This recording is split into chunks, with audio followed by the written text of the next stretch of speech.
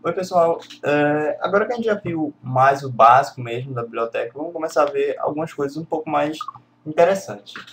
Então, a primeira coisa que eu vou mostrar hoje é a parte de movimentação dos seus objetos. Então, o jeito que você deve estar acostumado a fazer movimento é criando uma variável para indicar a posição. Então, sei lá, a posição X vai ser começar com 50.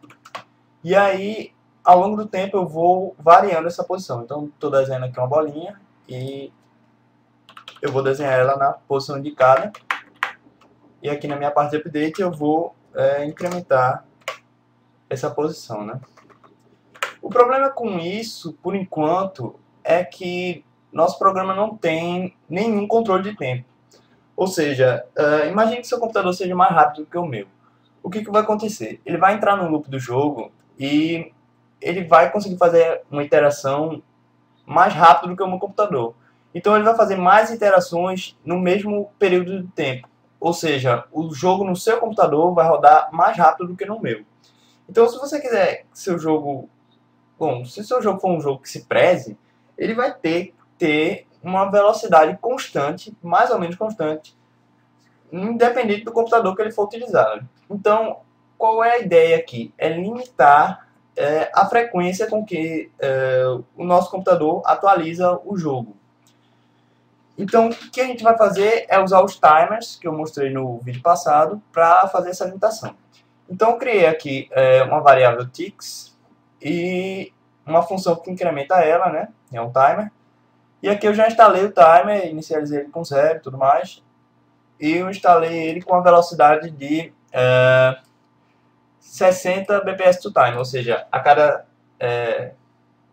1 segundo ele faz 60 atualizações, ou seja, faz 60 atualizações por segundo. Eu coloquei essa frequência porque é mais ou menos padrão em jogos, 60 fps, mas tem outros padrões aí, tem 30, 45, 75 fps. Vou deixar 60 mesmo, porque funciona bem.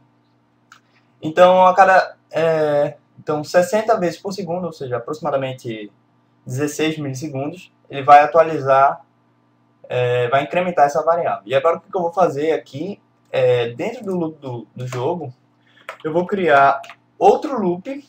Então, enquanto ticks for maior do que 0, e aqui embaixo eu decremento a variável ticks. Ou seja, o que vai acontecer aqui? Essa variável ticks ela começa com 0. Então, quando o meu computador rodar o jogo, ele vai entrar no loop principal. E aí, se tiver no tempo certo, ou seja, se tiver ocorrido uma atualização, esse ticks vai ser 1, então vai ser maior do que 0. Então ele vai entrar no loop pequeno, vai atualizar o jogo e vai desenhar e tudo mais.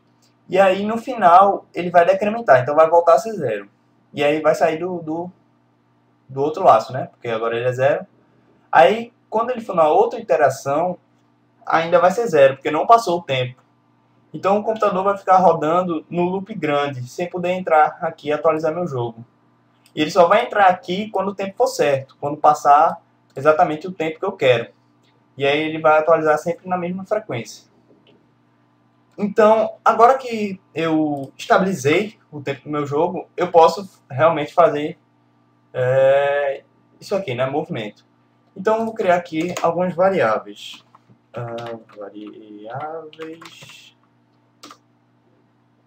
Já coloquei aqui um espaço para isso, né?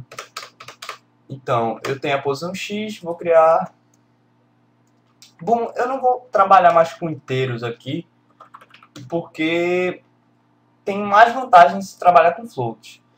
Porque eu posso fazer incrementos em, digamos, taxas menores. Taxas, tipo, eu posso variar em 0.01. Ou seja, eu tenho um range maior de variação.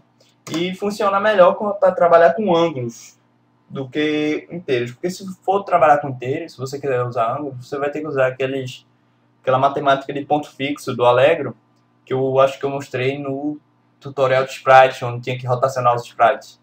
E aí você tem que usar aquilo lá para poder trabalhar com ângulos com números inteiros, que é algo que já é mais antigo, que é antigamente os floats eram mais custosos, bem mais custosos do que os inteiros, então eles tinham que trabalhar com inteiros, porque senão ia ficar muito custoso para eles. E aí eles criaram esse negócio aí para usar ângulos. Mas no nosso caso não é mais necessário isso aí, então vamos trabalhar só com floats por enquanto.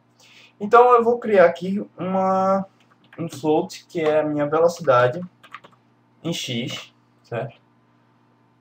E ela vai começar como sendo, eu não sei, 2.2, alguma coisa do tipo.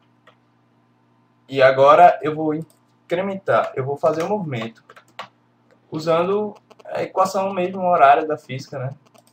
A posição final vai ser igual à posição inicial mais a velocidade vezes o tempo. Só que no caso o nosso tempo é constante, então eu só coloco aqui a velocidade. Então, com o tempo, a posição do meu objeto vai sendo incrementada e aí ele vai vendo o deslocamento. E se eu quisesse, por exemplo, uma aceleração, um movimento acelerado, o que eu faria? Eu criaria aqui uma variável de aceleração, então, sei lá, começa sendo 0.1. Vamos botar menor, porque vai acelerar bem rápido. E aqui, antes de incrementar a posição, eu vou atualizar a velocidade. Então, velocidade em x, a velocidade final vai ser igual à velocidade inicial mais mais a aceleração vezes o tempo, que é constante. Então, ele vai ficar aumentando a velocidade com o passar do tempo. Deixa eu só colocar aqui uma limitação para, se ele chegar no final, ele voltar para o começo. Então, W, se for maior do que a largura da tela, posição em X, volta para o começo. E se... só.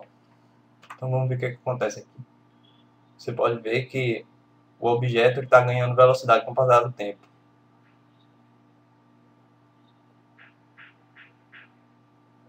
Dá para ver direitinho.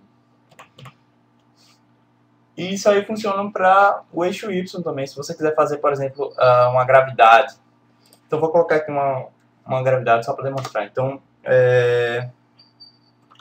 float gravidade vai ser igual a, não sei, 2, não, vou botar a mesma aceleração daqui, 0.5, pronto. E agora eu vou criar uma posição para o eixo Y, então float posição em Y, vou começar num ponto bem alto, então vou começar no 10, e a posição em X eu vou começar no 200, sei lá. Eu não vou incrementar aqui a posição em X, certo? E aqui eu tenho a velocidade em Y, que vai começar como sendo 0. E aí, eu vou fazer o seguinte. No começo, a bolinha vai estar parada no alto. E aí, com o passar do tempo, a aceleração da gravidade vai agir sobre ela e vai causar um movimento para baixo. Então, se a posição em Y for maior do que a altura menos, sei lá, 100, ela volta a ser a altura menos 100. Para não ficar bem na borda. E aí, a minha posição em Y vai ser incrementada pela velocidade em Y.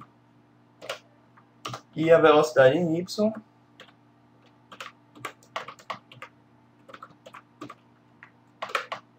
vai ser incrementada pela gravidade. É isso aí. Opa. Eu tenho que colocar aqui negativo, né? Porque o eixo Y é invertido. Então, para baixo são valores positivos e para cima são valores negativos. A velocidade... Não, nesse caso vai ser mais mesmo. Então vamos ver o que vai acontecer aqui. No caso, o objeto está parado. Sim, eu não coloquei aqui para ele variar. Então, no caso, minha posição X ela vai continuar fixa e a posição em Y, agora vai variar também. Então, é sempre bom você colocar aqui um cast para inteiro, porque eu estou trabalhando com float. E essa função ela recebe com parâmetros inteiros, então é melhor você colocar inteiro. Então você pode ver que a bolinha ela caiu graças à gravidade. Então se você quisesse fazer um pulo, por exemplo, você colocaria quando ele apertasse o botão, aí a velocidade em y dele assumiria um valor negativo, ou seja, um valor para subir. E aí a aceleração da gravidade ia aos poucos diminuindo essa velocidade em y, e aí ele ia cair de novo. Mas enfim, se eu quiser, por exemplo, agora um movimento em ângulo, como é que eu faço? Eu já tenho aqui minha posição x, posição y, minha velocidade. Só que agora, deixa eu mostrar aqui. Eu vou querer que meu objeto se mova nessa direção, por exemplo. E ela vai fazer um ângulo θ com a horizontal, certo? Então, eu tenho aqui uma velocidade, que eu não sei quanto é.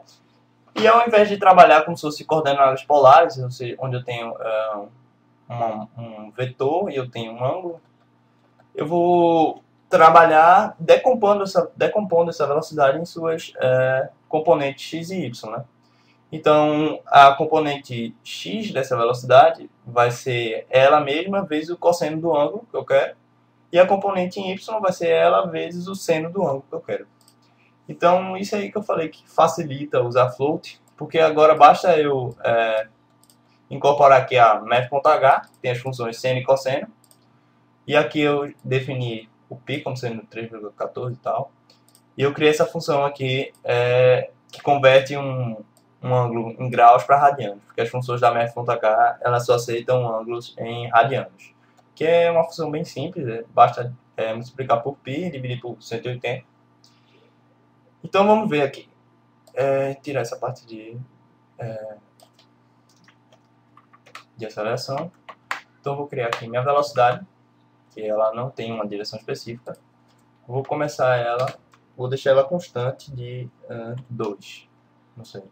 E vou criar aqui um ângulo, então float θ, por exemplo. Vamos botar um ângulo de 10 graus. E agora eu quero que minha posição seja variada de acordo com o ângulo. Então deixa eu atribuir aqui logo uma posição inicial, 50 e aqui 400. Ok, certo. Então o que eu vou fazer? Minha posição em x final vai ser igual à posição inicial mais a velocidade, certo? Então quem vai ser a velocidade? Vai ser o véu vezes o cosseno do ângulo, certo? Só que o ângulo é em radianos, então eu vou usar a função para converter. E aí o ângulo vai ser a variável que eu criei, θ. E da mesma forma, minha posição em y, ela vai variar como sendo a posição em y inicial mais a velocidade vezes o seno de θ. E aí, com o passar do tempo, a bolinha vai... sim. Tem que ser, nesse caso, tem que ser menos, porque o eixo y é invertido. Então agora você pode ver que a bolinha está subindo, fazendo um ângulo de 10 graus, no caso. Então se eu quiser outro ângulo, basta eu colocar aqui, por exemplo, 80, e aí a bolinha se move com o ângulo que eu quero. Então, com isso você pode fazer também um movimento circular. Então, se você quiser, basta você variar a θ, mais igual, vou botar aqui 3.0. Então, com o passar do tempo, o ângulo θ vai sendo alterado. Deixa eu botar aqui mais para frente. E aí você pode ver que, como o ângulo vai sendo alterado, a direção dele também vai sendo alterada, e aí ele acaba fazendo um movimento circular. E aí, se você não for constante, vai acabar fazendo movimento elíptico e tal. Você pode fazer diversos tipos de movimento. Então, é isso por enquanto, galera. Algo bem simples, não estou botando nada de força, nem física um pouco mais avançada por enquanto. Mas isso aí já deve dar para fazer algumas coisas. Então é isso, galera. Tchau.